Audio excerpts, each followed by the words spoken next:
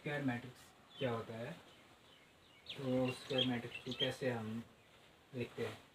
देखो, अगर हमारे पास यहाँ पर एक मैट्रिक्स दिया हुआ है, फॉर एग्जांपल ये एक मैट्रिक्स है, तो इसमें हमारे पास 1 और 5, 3 7 8 1 9 4, तो इसमें हमारे पास जो दिया हुआ है ना, ये जो हमारे पास कॉलम है इसको हम बोलते हैं कॉलम, तो इसको हम बोलते हैं रो।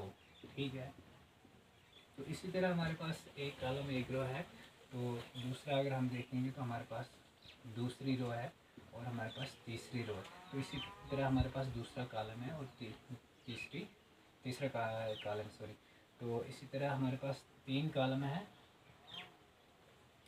और 3 रो है, तो इसका मतलब इसकी रो और कॉलम जो है वो इक्वल है, इंटू 3 मैट्रिक्स है ये।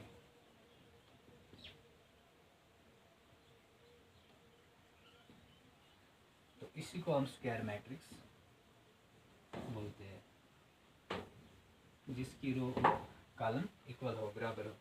दूसरी एग्जांपल हम अभी यहाँ पे देखेंगे, जैसे हमारे पास यहाँ पर है 5 3 11 2 7 4 1 3 9, तो इसमें भी अगर हम देखेंगे तो हमारे पास जो है हमारे पास 3 कॉलम दिए हुए हैं, तो हमारे पास रो भी है जो वो सेम 3 रो है, तो इसी तरह 3 मैट्रिक्स बोलेंगे इसको हम,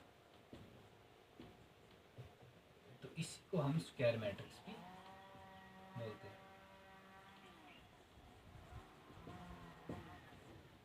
यहाँ तक आप समझ आ गया। अब हमारे पास अगर ऑर्डर 4 में मैट्रिक्स दिया हुआ है, जैसे ऑर्डर 4 मैट्रिक्स है, तो 4 ऑर्डर में यहाँ पे हमारे पास 1 3 5 9 2 7 9 3 4 2 9 5,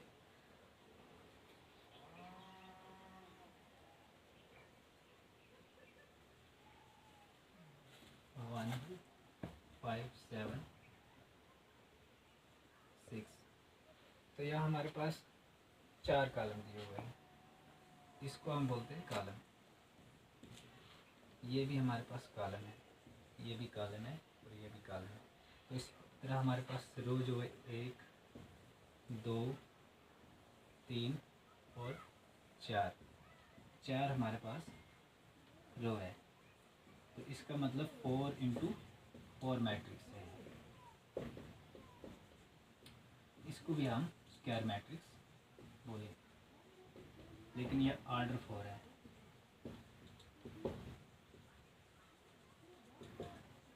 तो ये ऑर्डर 3 था, ऑर्डर 3 मैट्रिक्स,